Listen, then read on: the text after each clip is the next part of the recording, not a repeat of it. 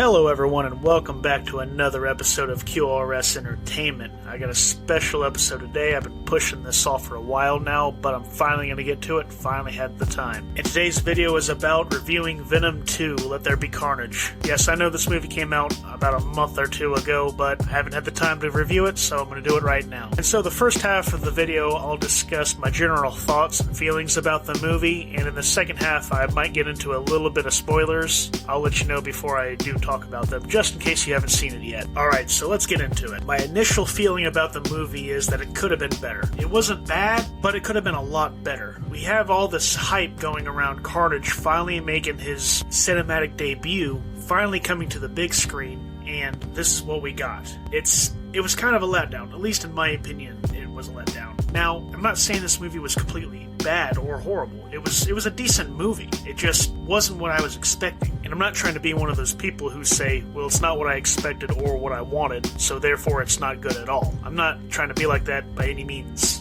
But at the same time, I can't help but feel let down. My few core complaints without getting into spoilers are runtime, storyline, and the fact that there really wasn't all that much carnage. And I mean that as in the character and the brutality of the movie.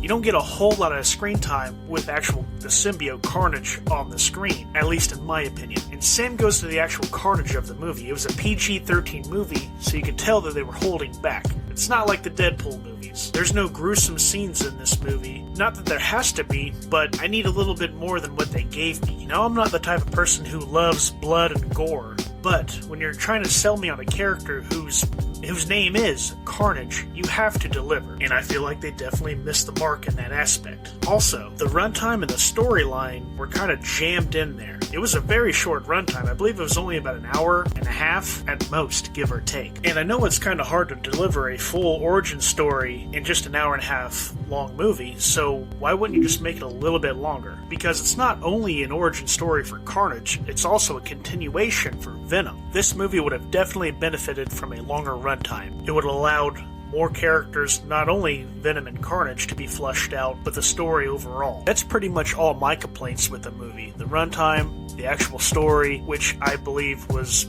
mainly constricted due to the runtime. I felt like the story wasn't bad overall, it just needed more into it. And the actual lack of believable brutality from the character Carnage. I'm not saying the character Carnage isn't brutal overall. There is definitely a scene, especially early on when you meet the character. It's pretty brutal, but you can definitely tell they're not going to that aspect. They're letting you know, hey, this is really bad and he's a bad dude, but you don't really get to see the effects of what he's doing. I'm not trying to neuter the character. There is definitely a sense of urgency and danger around Carnage, but nowhere near the brutality of what it should be, and nowhere near the comic books at all. Now, there's definitely some good things about the movie, but most of it I can't really get into without going into spoilers. A couple things I can get into without going into spoilers would be the acting. I thought the acting was pretty good. I have seen some people say they didn't really care for the acting. I thought it was perfect, in my opinion. Tom Hardy is perfect as Venom. Just like the first movie, he's great in this one. Woody Harrelson is just perfect as Carnage. I can't see any other actor playing Carnage other than him. I can see some people not liking the complete performance, but in my opinion, it would probably lean more on the writing and the direction of the film more than his actual ability to play a character like Carnage. Also, the other supporting actors and actresses, they were perfect. They nailed their roles. I believe the actress that played Shriek was Naomi Harris. She was awesome in it. Very good scenes with her. Though I do believe the character had some scenes where they kind of seemed out of place. Again, not on the actress. I would put that on the writing. So acting overall, for me, was a very big positive, in my opinion. Another big positive was the visuals in the movie. I believe they nailed the costumes. They looked way better than the first one. Both Carnage and Venom looked amazing. Shriek looked awesome as well. Also, the imagery and scenery turned out to be really well done, in my opinion. So there's a couple non-spoiler positives. So at this point in the video, I'm going to go into spoilers. So click off if you don't want to be spoiled, but leave a like before you leave. Alright, spoiler portion of the video. What can I say that I haven't already said? I'll go more in detail on the storyline and why I think it could have been done better. The whole tragic love story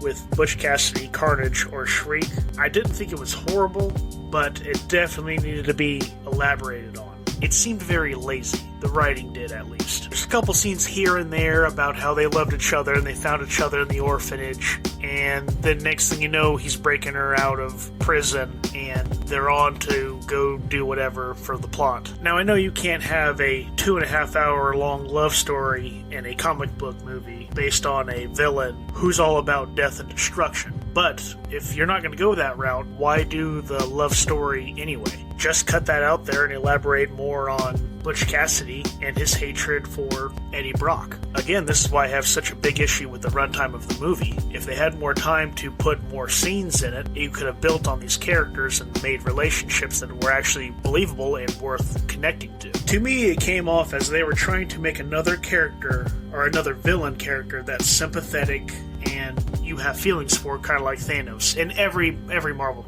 villain. That's the problem with Marvel, is that they want all their villains to be sympathetic and you to care for them. They can't just have a character that is just evil and wants to kill people. That needs to be stopped. It has to be sympathetic and mushy and a reason and theological. It doesn't have to be like that. That's the one problem with Marvel, and that's probably why I like DC more. Because in DC, Darkseid doesn't need a reason. He just wants to kill you. Trigon doesn't need a reason. He just wants to kill you. And so on and so forth.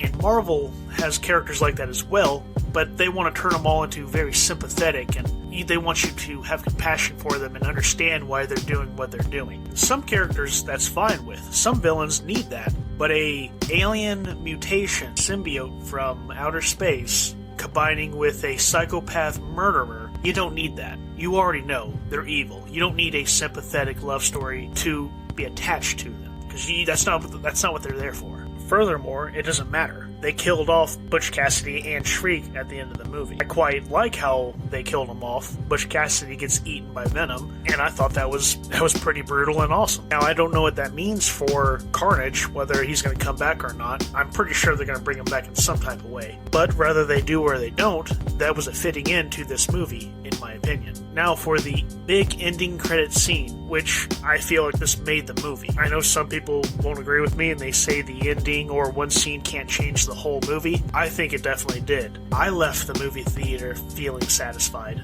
I can't speak for everybody else, but I definitely did. And of course, the big ending credit scene was when he got transported to the MCU universe and you see Tom Holland's Spider-Man on the screen, pretty much connecting the universes. So that's awesome. That not only says that Venom is connected to the MCU now, but all the other Spider-Men are in it now, which we already knew that was the case, but still, just to have that confirmation, I was really happy to see that, and it definitely made me more excited for the next movies coming out. I probably won't be watching Eternals, because I could care less about Eternals, but definitely the next Doctor Strange, the next Spider-Man movie, I'm going to be all in, ready for it. Now, with all that being said, if I had to give a letter grade on this movie, it would have to be probably a B. I think B is solid, not a B+, not a B-, just solid B. It was a good movie.